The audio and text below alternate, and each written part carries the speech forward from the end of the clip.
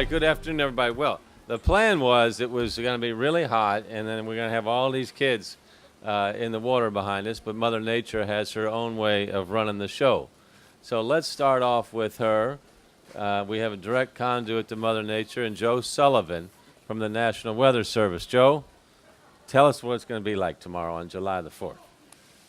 Well, we've had this for a couple of days now where it gets really hot and the heavy rain comes down and it cools it off for a while. And then if you're in the wrong place, the sun comes back out and it's even more hot and more humid. Tomorrow does not look like we're going to have a lot of these thunderstorms around. So hot and humid is going to be all day. And not as many clouds. It looks like actual temperatures are going to get up to near 100, and the heat indices are somewhere around 110. That 100 to 110 is a huge difference, though. If the heat index is below 100, it's uncomfortable. When it's up to 110, it can be life-threatening.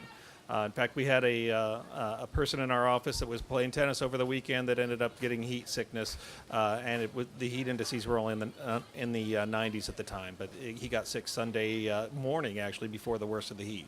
So we take it very seriously, and we're concerned about it. So enjoy the rain when it comes down. The best thing that you can do is stay in the shade, stay in the air conditioning. The sun is not going to be gentle to us the next couple of days. The good news is by this weekend we are looking at highs in the 80s again, so we do get a cool down and a little bit of relief. All right. Thank you, Joe. We appreciate that. So, yeah, the watchword is obviously we got a big holiday coming up tomorrow, celebrate the birth of our country, but want everybody to stay cool and hydrate themselves. The July 4th is always a really exciting time for everybody during the summertime to come together and have a good time together. Lots of cookouts going on, lots of fireworks going on. We'll talk about them as well. And then a lot of time for big community celebrations. We got a great lineup of activity planned for tomorrow right here at Waterfront Park with kids' activities and free concerts and fireworks. So we're going to want to balance all that with the heat. There's also a lot of celebrations going on around the city. Crescent Hill is both tonight and tomorrow. Locust Grove has a historical celebration tomorrow, and I believe Prospect as well. So there's a lot going on in different places. As Joe just said, the forecast for tomorrow is just hot. Mid-90s, heat index possibly up to 110. So this is stuff that you cannot fool around with. Obviously, whether you're outside, want to make sure you don't leave anybody or any pets in the cars. Check up on your neighbors if they're elderly. Tomorrow's a day for us to all be looking out for each other. There's some easy steps we encourage people to take so that they can enjoy the 4th and keep themselves and their families safe. So, for instance, obviously the number one thing is just overhydrate yourself. If you're coming to Waterfront Park tomorrow, bring bottles of water. There'll be bottles of water for sale, but you want to have plenty of your own water on hand as well. During extreme heat, we all know that the key is just to stay cool. Stay hydrated, stay informed, so you know what's happening and what's available to you here in the city. So to talk a little bit more about those preparations, I'd like to introduce Jody Myman from our Metro Emergency Services team, and he'll talk about dealing with heat. Jody? Yes, sir. Thank you, Mayor Fisher. And like you said, this is a very proactive situation where you have to take care of yourself today in preparation for tomorrow. Older adults, children, people with any kind of illness, they're very susceptible to heat-related emergencies very quickly. Try to stay in the air conditioner as long as you can. If you have to do any work, make sure that you do it in the coolest part of the day or early in the morning. Like Mayor Fisher said, stay as hydrated as you can. And again, check on your neighbors. Never leave anybody in any kind of heat. Never leave anybody, kids, pets, in a vehicle outside in the heat. If you're working in the heat, make sure you train your team on heat-related emergencies and signs and symptoms, which we'll get into here in just a few minutes.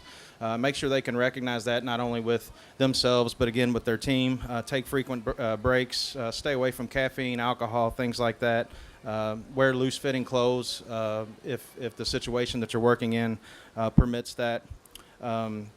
Signs and symptoms, we've got heat exhaustion and also heat stroke, and those are two situations that obviously that can become very, very dangerous. Heat exhaustion, some signs and symptoms: excessive sweating, dizziness, lightheaded, Nausea, sometimes vomiting is associated with that.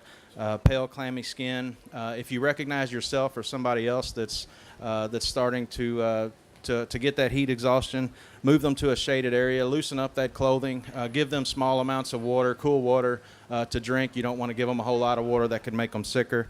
And use the resources available. Use cool water or cool rags on their around their neck, underneath their armpits, to be able to absorb that coolness into their body a little bit quicker. And if those signs and symptoms don't start to get any better in just a couple minutes, call 911 because they could be going into heat stroke. And heat stroke is obviously a very much worse situation for the person to be in.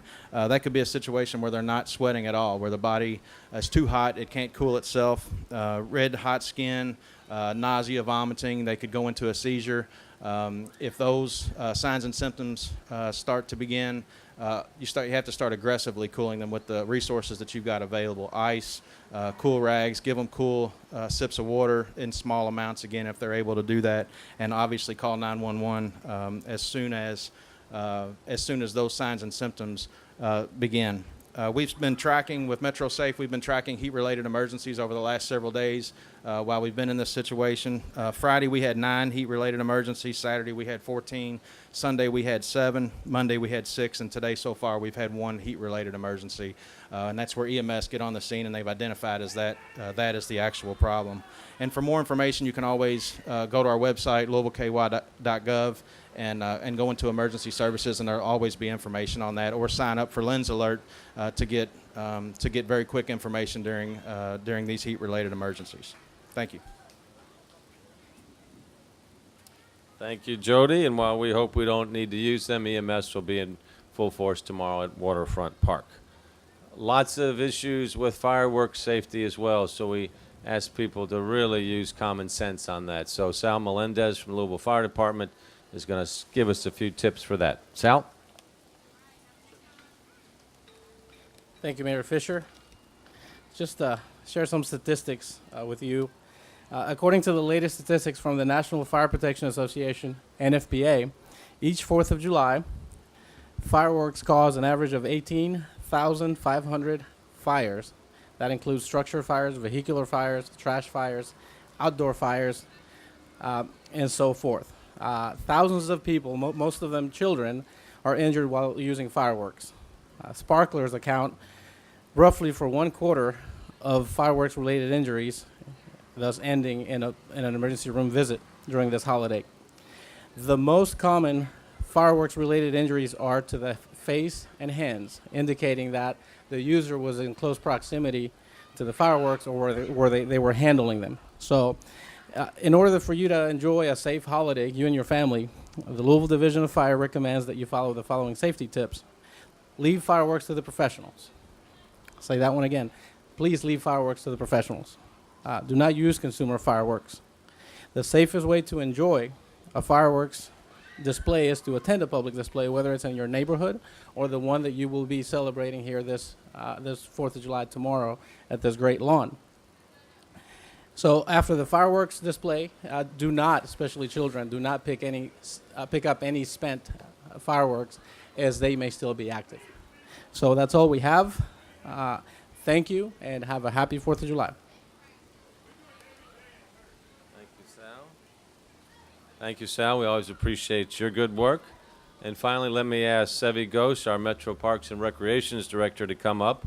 He'll talk about a few of our options with the Louisville Parks Department for kids to play and stay cool, even on these hot summer days. Sevi. Thank you, Mayor Fisher. We have a couple of things going for us. Tomorrow, July 4th, being a hot day.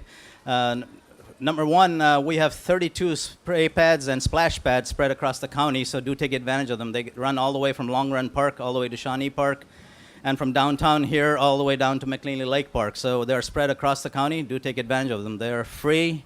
You just have to come and activate them and come properly dressed and so on and take advantage of it. And the number two thing is that we have 63 miles of trails in the shade at Jefferson Memorial Forest. And that's also free to the community, so come and take advantage of that too. And there are trails for all ages and abilities, so 0 through 99, and there are some professional level trails, but take advantage of it. but do come prepared with water and other accommodations so that you're not pressured into an emergency situation. So with that, also I'd like to put in a plug for next week. We do have the World Cup Soccer semifinals approaching on Tuesday and Wednesday. There's a big screen being set up downtown in front of Metro Hall. Come and take advantage of that too. We'll have lots of water there and other amenities and fun activities for kids and family members. So look forward to seeing it in the parks. Thank you. All right, World Cup's got everybody excited here, especially after the announcement of our new soccer stadium. So we got more information on the homepage of the city's website, louisvilleky.gov, about what's happening tomorrow. So again, we want everybody to enjoy the 4th, whether they're coming here to Waterfront Park or whether they're having a cookout. But wherever people are celebrating the birthday of our country, remember to stay cool, stay hydrated, and stay informed. So we appreciate y'all coming out here today and reminding everybody about the hot weather and how to prepare for it tomorrow. Thank you all very much. This has been a Metro TV production, a public service of Louisville Metro government.